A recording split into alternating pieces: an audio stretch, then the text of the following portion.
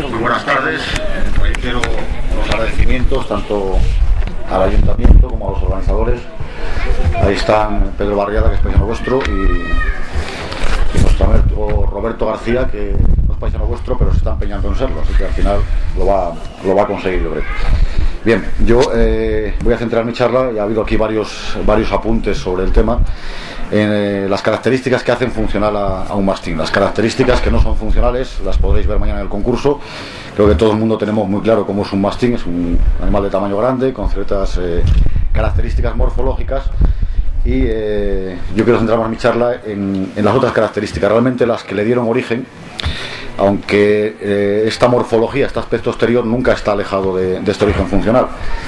De hecho, una raza, que el concepto de raza también habría que aclararlo, pero no tenemos tiempo hoy para ello. El concepto de raza está formado por las dos partes. Un aspecto exterior que ha formado antes una necesidad.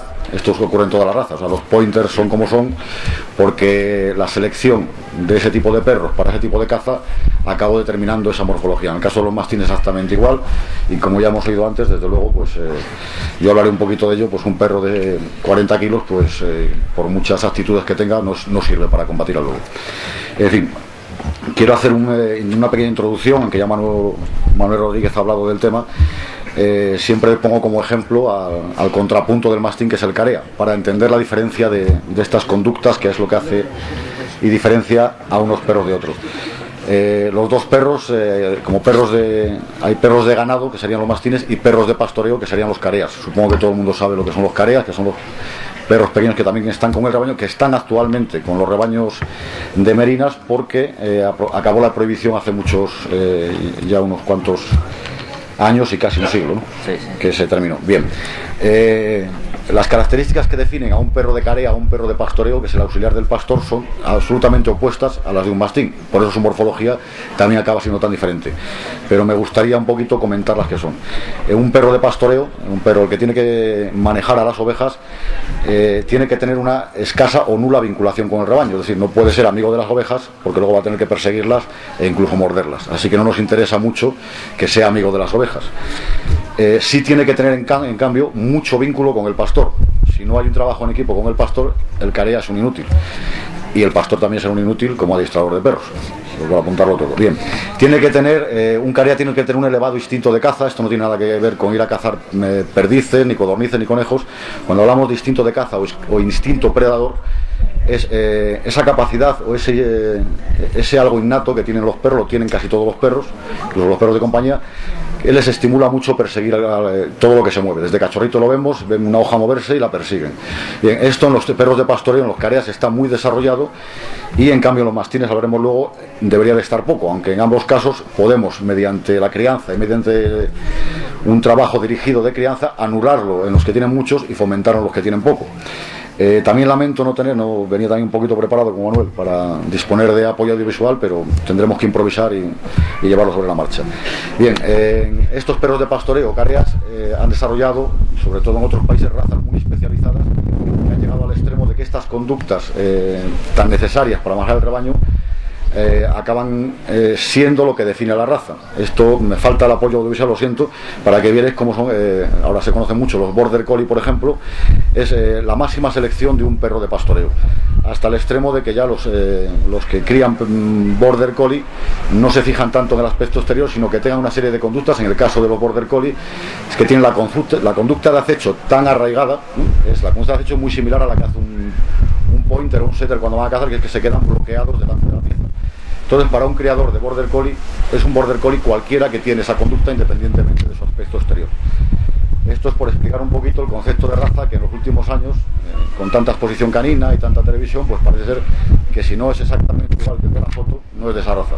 Esto es, como digo, una discusión, y mañana en el concurso vamos a ver mastines todos muy similares, pero como sabemos todos, Manuel lo sabe, Luis Esquiro también, que tiene mucho interés por ello, igual que todos, hay mastines o perros de ganado en todo el mundo. En Turquía hay excelentes perros de guarda de ganado, los hay en Rusia, y los hubo en toda Europa, hasta que eran perros con diferencias morfológicas a nuestro, pero con las mismas conductas. Veremos ahora las diferencias que había, eso sí, con nuestros mastines. Los perros de ganado, los mastines, en cambio, tenemos como cualidades el que tenga mucho vínculo con el rebaño. Tienen que tener una gran capacidad de vincularse con una especie que no es la suya. Principalmente es con las ovejas, que también es la más fácil para ellos. Si no tienen esta capacidad de vincularse con el rebaño, no nos interesan para nada. Por muy guardianes que sea, si no están con el rebaño cuando llega el problema, no nos sirven para nada. Podemos tener perros muy guardianes para cuidar la casa, para defendernos a nosotros, pero si no tienen esta capacidad de vincularse con el rebaño, son absolutamente inútiles para la tarea para la que queremos a los mastines. En cuanto al vínculo con el pastor, esto, como veo que aquí hay ganaderos, seguro que me lo confirman porque son ellos los que me lo han contado. El vínculo del mastín con el pastor es, yo diría, el mínimo, ¿no? O el justo, no necesitamos más. Porque eso puede afectar al vínculo que él tiene con el rebaño. Si al perro lo acariciamos mucho, lo llevamos para casa, le tratamos como un perro de compañía, al final no va a querer estar con las ovejas y la culpa será nuestra. Entonces yo aquí tengo una frase que me gusta mucho, la recopiló nuestro amigo Mario, que no puede estar con nosotros, que era una frase que decía: al mastín ni palo ni mano. Para mí es el resumen de todo. Es decir, no hay que pegarle, porque luego veremos que también va a necesitar el apoyo del pastor para ser un buen guardián. Pero tampoco hay que acariciarle mucho para que no se genere un vínculo con el pastor y más bien se empeñe, o todo ese vínculo lo ejerza con las ovejas. Y luego vamos a necesitar un elevado instinto de defensa. Al igual que el instinto de caza, el instinto de defensa es algo que está innato en todos los perros en mayor o menor medida. En los mastines el instinto de defensa es necesario, él tiene que reaccionar. Este instinto surge, y nos surge cualquier perro, incluso un perrito pequeño que tenemos en casa, de repente en una situación nueva, o estamos en nuestra casa, entra una persona desconocida y el perro ladra. Eso los mastines tienen que tenerlo. Ya veremos en qué medida y en qué grado, esto es un poquito la conclusión de la charla, ha ido eso decayendo. También Luis Esquiro lo comprobaría, cuando los mastines daban miedo ya no nos dan tanto miedo, aunque sigan cuidando las ovejas. Bien, y los mastines tampoco tienen que tener en fin, en definitiva, no deberían de tener apenas instinto de caza. En fin, el interés por perseguir las cosas, que como digo, todos lo tienen, incluso nosotros hemos hecho experimentos criando mastines de una manera muy dirigida a que realmente puedan ser adiestrables. Ese instinto siempre está latente, se les puede fomentar. En el caso del mastín, que también en esto tuvo mucho que ver toda la tradición milenaria marcada por la Mesta, al mastín que ya despuntaba persiguiendo ovejas o persiguiendo otras cosas, al final, en fin, acababa pues muerto y sin reproducir, con lo cual quiero ver que vislumbréis un poquito que eso ya era una selección genética enfocada a eliminar a aquellos perros que tenían esa conducta de perseguir ovejas. Así como los careas son muy interesantes, en los mastines no es en absoluto interesante, y los mismos ganaderos le daban la oportunidad. Siempre me cuentan que lo mantenían porque es normal también que un cachorro juegue, pero si veían que esa tendencia iba más, al final acababan eliminando al perro del rebaño, y con ello eliminando esa continuidad genética de esos perros que perseguían a las ovejas. Bien, una vez que si tenemos un poquito claro estas características genéticas, son las características del comportamiento, a esto hay que añadirle una crianza dirigida. Si dejamos al perro que se cría a su aire, también lo cierto es que las circunstancias antiguas facilitaban mucho la crianza de un buen mastín, y como veremos, a medida que han influido otros factores que veremos, pero a medida que van evolucionando los tiempos, si se modifica la forma de vida del pastor, la forma de manejo de las ovejas, las majadas, cuando se modifican las circunstancias que han dado origen a una raza, inevitablemente la raza se va a modificar. Por mucho que nos empeñemos, podemos mantener un aspecto exterior idéntico al de los perros de hace 50 años, 100 años o 500 años, pero si no le damos las circunstancias apropiadas, si no le exigimos esa rentabilidad de conductas, pues al final va a ser muy difícil que tengamos el mismo tipo de perro. Bien, las cualidades para tener un buen mastín. ¿Qué cualidades son las que definen un buen mastín? Insisto, siempre estoy hablando cualidades de comportamiento o etológicas, que es la forma de llamarla. Bien, un buen mastín tiene que tener fortaleza. Esto ya empieza a tocar la parte de fortaleza y resistencia física, como bien han explicado perfectamente.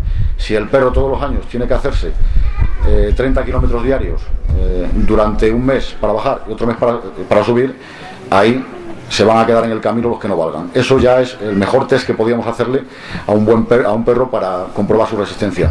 Hay una serie de factores que son los que luego realmente conforman el estándar de la raza, esa definición, que tiene mucho que ver con esto. Y cuando se hace el estándar de una raza, siempre se intenta justificar el origen de la raza. Entonces, una osamenta sólida es necesaria, porque el perro tiene que tener gran fortaleza, tiene que soportar ciertas presiones externas y del entorno que le van a obligar a ser así. Tiene que tener buenas proporciones. Esto ya os digo, me gustaría, siempre lo comparo, por ejemplo, con un galgo. Un mastín que tiene que tener unas proporciones que le ayuden a ser un buen caminante, y también un perro sólido que aguante, en fin, ciertas confrontaciones, aunque son mínimas las que va a tener a lo largo de su vida. Si las proporciones del mastín, si el mastín tiene la pata demasiado corta y tiene que soportar las caminatas, va a acabar reventado. Si es demasiado alto y demasiado corto de cuerpo, que esa es la morfología que tendría un galgo, sería la morfología de un galopador, no de un caminante, que es lo que tiene que ser un mastín. Entonces eso facilitaría su movimiento en teoría. Hay otras cosas, como digo, tiene mucho que ver siempre el comportamiento. Si el perro tiene coraje, pues a la morfología la puede compensar un poquito. También tiene que tener una buena boca, que esto lo echamos en falta muchos hoy en día. Cuando jugamos a los perros vemos que las bocas, siempre me hablan, o recuerdo las bocas que había antes, eran bocas poderosas, porque sin una buena boca no tiene mucho que ver con que luego se vaya a pegar con otros perros, ni vaya a ser para los perros de pelea serían otros, no tendrían nada que ver con los mastines.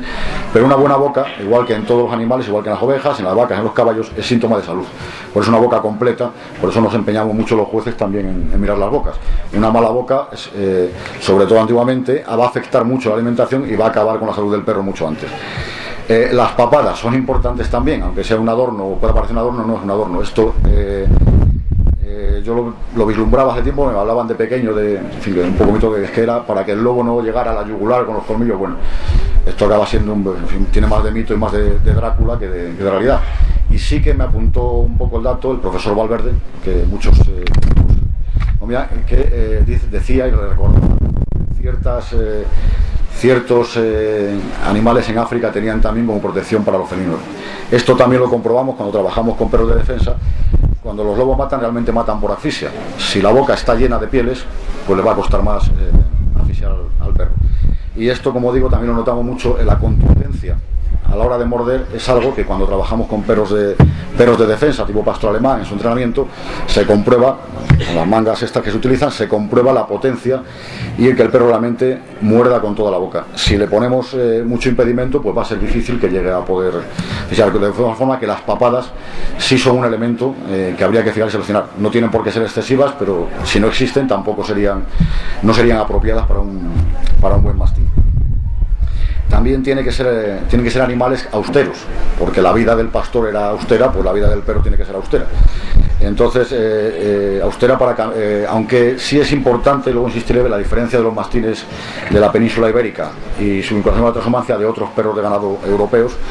Esta austeridad es la misma que necesitaba el pastor. La comida sí estaba regulada, pero estaba tan regulada que se amasaba pan para ellos.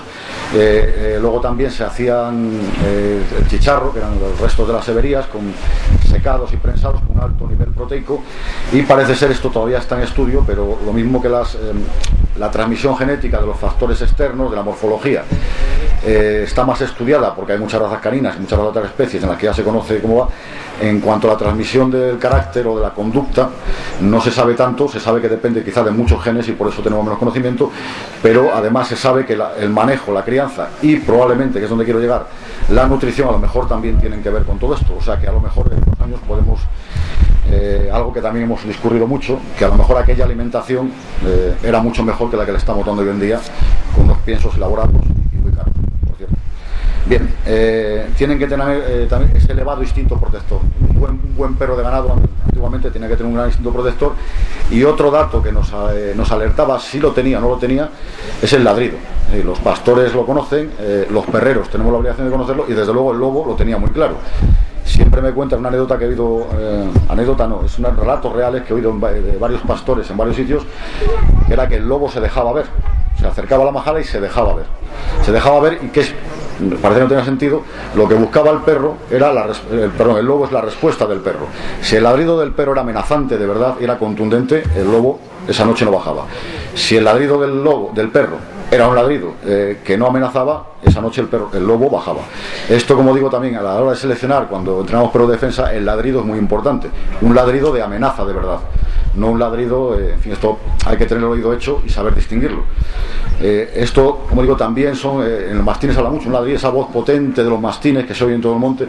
Esos son factores que genéticamente se han ido perdiendo, porque si no necesitamos un buen perro, o un perro con un alto nivel defensivo, pues pues se deja de seleccionar, se relaja la selección de la cría en esos factores y acaba desapareciendo, o cuando menos no lo tenemos visible. Luego un tamaño apropiado, que era lo que ya apuntaba Luis Esquiró. Como digo, para el lobo también, para un lobo no ataca todo aquello que no considera una presa, salvo también, esto lo hablaban también los investigadores que han trabajado con lobos en Norteamérica, que es donde se juntan las grandes manadas. ¿Sí? Se juntan grandes manadas porque en esos momentos, en ciertos momentos, necesitan abatir una presa muy grande. Si no, los lobos están en manadas pequeñas, o en parejas, o en individuos. Entonces se crean manadas para abatir pues un caribú, que es un animal de un tamaño impresionante, porque no tienen otro tipo de comida. Para un lobo cazar una oveja no es ningún problema, entonces no se dan las grandes manadas, normalmente en esta zona no se dan grandes manadas. Si se pueden juntar, o si es peligroso, lo sabéis mejor que yo los ganaderos, cuando los cachorros son jóvenes, los cachorros de lobo son jóvenes, y están todavía con los padres, y es cuando se pueden producir los grandes ataques, o ataques muy cruentos para el rebaño de ovejas.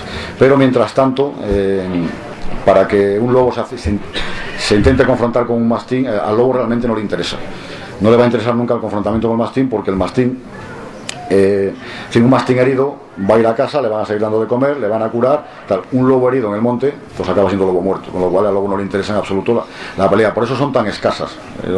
Ante los relatos que hay, la mayoría los pongo más como fantasía que moralidad, cuando me hablan de cosas fantásticas, y normalmente eran fruto de la casualidad. Es decir, que coincidiera que varios perros toparan con un lobo y se diera la vuelta y se enfrentara. Sí he oído más casos de cómo los lobos engañaban a un perro, lo sacaban del rebaño y se lo comían. De eso sí que hay más. Y de hecho los biólogos que trabajan con lobos pues también encuentran mucho resto de perro, como parte de la comida de los lobos. El padre de Fernando me contó del perro que mató, un perro criado por él, que mató un lobo en enfrentamiento mano a mano en el barrio. Pero digo que son escasas, es decir, muy escasas las circunstancias, ¿no?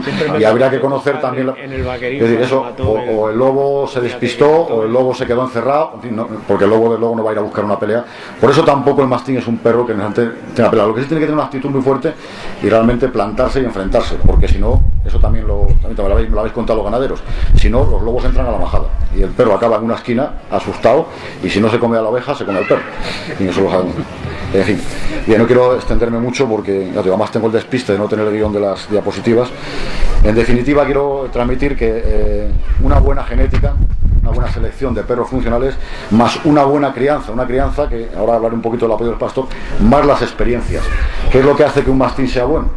Criamos un mastín con todas las circunstancias, ahora mismo no sé, se me ocurre, en Murcia, en una majada en medio del monte, aislados, pero no hay lobos. ¿Qué experiencias va a tener el mastín, ese perro, para luego poder enfrentarse? Por ninguna, con lo cual no vamos a tener nunca el máximo aprovechamiento de ese ejemplar. Entonces son la suma de estos tres factores: genética, una buena crianza, pero no una buena crianza, no se trata solamente de darle de comer bien, sino una crianza con buen apoyo del pastor, una crianza dirigida y enfocada a que sea un buen perro de ganado. Eso, y las experiencias que también los perros jóvenes van adquiriendo de los perros adultos. Entonces se forma un buen equipo. Eso es lo que nos va a dar la máxima efectividad de un buen mastín. Bien, hay la importancia o la diferencia que yo gracias a Manuel Rodríguez Pascual y a los que han vivido de primera mano esto, y a los pastores que me lo habéis contado, la gran diferencia que ha podido haber en la península ibérica con otros países, que hay transhumancias, incluso transhumancias impresionantes que sigue habiendo hoy en día. He visto vídeos impresionantes de Armenia o donde es exactamente igual, los pastores con su rebaño, hay lobos, son las mismas circunstancias. He visto fotografías de Rumanía, el hombre, el lobero, con el lobo cargado en el asno, pidiendo por los pueblos, que podía ser este mismo pueblo hace 50 años, exactamente igual. ¿Qué no tuvieron allí que tuvimos aquí? Pues todo el peso y el poderío que tuvo la Mesta. Esa organización, como que Manuel podría estar aquí días y días hablándonos, ese apoyo es lo que pudo significar una gran diferencia en cuanto a la selección de los mastines. ¿Por qué? Pues porque esto yo lo he recogido también de los libros de Manuel. Parece ser que la primera selección enfocada y dirigida a un objetivo concreto fue la selección de la lana de la oveja merina, y esos fueron los primeros criadores con conciencia de lo que estaban haciendo. Entonces me gustaría situarme hace 200 años o 300, ¿no? Y pensar que había miles de mastines en manos de unos señores que sabían muy bien lo que era la selección ya. No lo sabían, en otros sitios se intuía, se empezaba, pero estos sabían muy bien ya que criando o empeñándose mucho en seleccionar animales que cumplieran con esos requisitos, se conseguían mejores animales. Puedes pensar que había miles de ejemplares, miles en todo el país, en las manos de los mejores criadores, y además con un apoyo gubernamental, y que yo creo que no ha habido nunca ninguna raza, ninguna especie que haya tenido todo este apoyo. Era el país a su servicio. Y eso, hasta la alimentación de los perros estaba regulada. Y otra cosa importante, incluso el número de perros por rebaño, que a mí me da mucha pena llegar ahora a los rebaños, ver rebaños de 200 o 500 ovejas, y que parece que hay más perros que hay ovejas. Entonces no se pueden tener bien, no se pueden tener bien muchos perros cuando los habéis igual. Entonces ese número de perros por rebaño seguro que correspondía a unas razones muy concretas y muy interesantes, que probablemente era lo que hacían eficaces a esos perros. Más o menos perros probablemente serían problemas y no acaba siendo eficaz esa. Esto me gustaría estudiarlo, pero no puedo asegurarlo, pero vamos, que quiero decir que si lo hacían probablemente fuera por algún motivo de esto. Bien, quiero llegar a otro punto que también han apuntado, que es, en fin, todo esto, como se tuvo que mantener la raza en unas condiciones excepcionales que todos envidiamos, nos hubiera gustado vivir, pero no pudimos, ¿no? Algunos tuvieron más suerte que otros, pero a mí me tocó ver el inicio de lo que ha significado la modernidad en la cría de los perros, y realmente no sé si estoy muy orgulloso de cómo se está llevando, porque por desgracia no tenemos, como digo, los factores. Tampoco vamos a pedir a los pastores que vuelvan a vivir como sus abuelos, porque la vida no era muy buena para que críen buenos perros, pero bueno, no le vamos a pedir eso.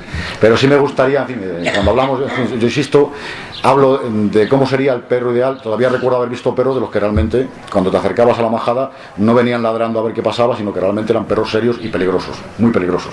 Esos eran efectivos y se podía comprobar la efectividad. No hacía falta, en fin, tener un rebaño de ovejas conejillo de indias y unos lobos contratados para ver cómo es el perro, porque esa actitud para mí era suficiente, y todavía es fácil de ver. ¿Qué ocurre? La modificación de los sistemas de vida, de los transportes ya no se hace como antes, las majadas están pegadas a los pueblos. No hay tanto, el lobo no afecta, el que nos roben ahora una oveja, venga el lobo y nos lleve 2 ovejas que encima son la vieja, pues nos da igual. Antes no era así. Antes, como decíamos, es que un mechón de lana de oveja merina que no lo tocara, por eso no había careas. Entonces, todos estos factores han hecho que también nos relajemos. ¿Para qué nos hace falta un perro tan poderoso y tan importante? Probablemente a lo mejor no necesitamos. Entonces, insisto, como creadores de perros, a mí me gustaría que conserváramos eso, porque esa riqueza genética puede desaparecer y no hay marcha atrás. Han desaparecido, como digo, en Inglaterra había lobos y hubo perros de ganado. Desapareció el lobo porque acabaron con todo, pues ¿para qué quieren perros de ganado? Para nada. Eso desaparecieron antes de que los mismos ingleses se empezaran a preocupar, que esto se lo inventaron ellos, se empezaran a preocupar por la selección de las razas, aunque ya no hagan falta para su tarea original. Bien, a donde quiero llegar con todo esto es a que ahora estamos viviendo otra circunstancia.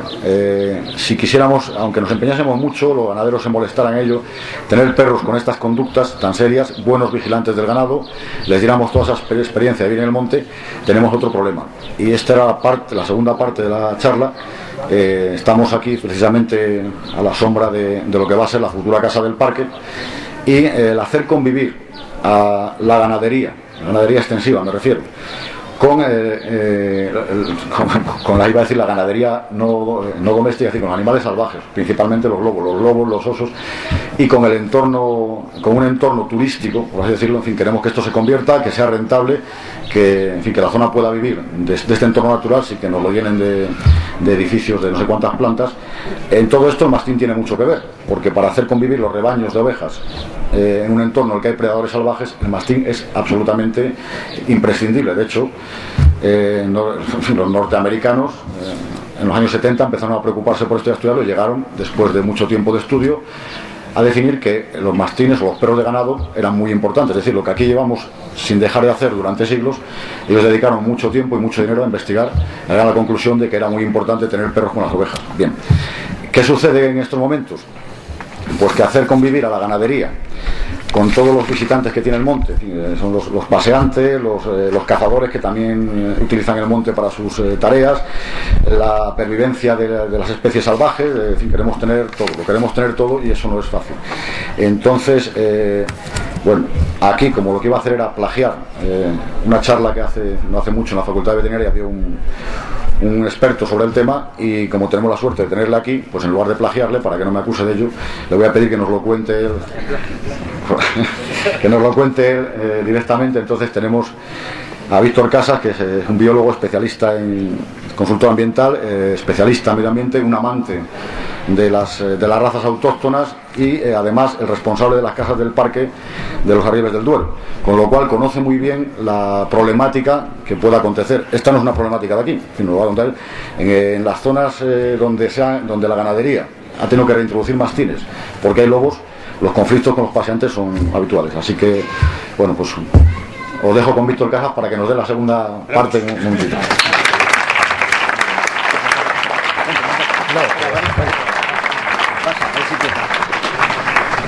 Perdonad la intermisión y le mato, porque, bueno, perdonad, sobre todo por vincular el edificio donde estamos tan bonito con el tema de las ovejas y los mastines. Yo soy leonés, pero llevo trabajando ya casi 20 años en una zona de Zamora, en la raya de Portugal, se llama Parque Natural de Arribes del Duero, donde hay un montón de razas autóctonas, más de 20 razas de ganado entre Portugal y España. Entonces estamos trabajando desde las casas del parque y desde el alojamiento de turismo rural, pues vinculando o haciendo que la raza autóctona sea un factor importante del medio, darles un factor más, no solamente productores de leche, de lana o de huevos, sino el componente además de un factor de comunicación, de acercar al turista a un lugar determinado. Muchos lugares de España, sobre todo de montaña, que están abandonando, donde el matorral o el bosque ocupa el territorio, al final se están homogeneizando. Y al final el patrimonio agrario tradicional es lo único que lo separa entre zonas, es lo que le singulariza, digamos. Por eso las razas de ganado autóctono y todo el patrimonio que les rodea, ambiental y cultural, pues caminos, producciones, patrimonio oral, arquitectura, etcétera, son factores claves para, como digo, diferenciar un lugar de otro y acercar tanto a la gente que vive aquí, o a la gente joven que ya no lo ha vivido en directo, y a la gente que viene de vez en cuando a esa zona, un factor para poder comunicarles, para poder hacer que lo entiendan de una manera pues eficaz, ¿no? Estamos trabajando en eso en Zamora. Y la verdad es que con resultados muy interesantes. Por ejemplo, mucha gente que va a Arribes, que en teoría es un lugar pues de naturaleza salvaje, con mucha fauna salvaje, te cuenta que lo que más les ha gustado es, en su fin de semana o sus días de descanso, es conocer a una chica que tiene ovejas churras de ordeño y ver cómo son las ovejas, ¿no? Es increíble. O ir con ellos de paseo por el campo, veo una águila real por el campo, estoy emocionado, una águila real, no sé qué bonita, y luego aparece mi vecino con ovejas y la gente encantada viendo las ovejas. Uno se da cuenta que para ellos es tan singular ya el águila real como la oveja, por desgracia, ¿no? Ante una gente pues cada día más urbana y más alejada de estos sitios. Entonces insisto, ya para acabar, porque esperan las empanadas, y si quieres ya hacer que tiene interés, lo hablamos después de esto. Yo creo que tiene un factor fundamental para poder comunicar, para poder singularizar y para poder acercar al territorio, tanto a la gente que vive aquí todo el año, que viene de fin de semana, como al visitante ocasional, que si no fuera por estas razas de ovejas, de vacas, de mastines, de la gente que sabe los caminos, tal, al final son lugares, como digo, muy homogéneos, que al final da igual que estés en Asturias, en Galicia, en Cantabria o en León o en otros lugares. Entonces, por eso es vital, no ya de una manera un poco rancia y como con nostalgia del pasado, sino poniéndolos en su sitio, o sea, considerando que son un elemento fundamental del siglo XXI, tanto para conservar el patrimonio como para poder desarrollar económicamente estas zonas, ¿no? Me parece fundamental. Nada más. Muchas gracias. No sé si quieres contar alguna cosa más.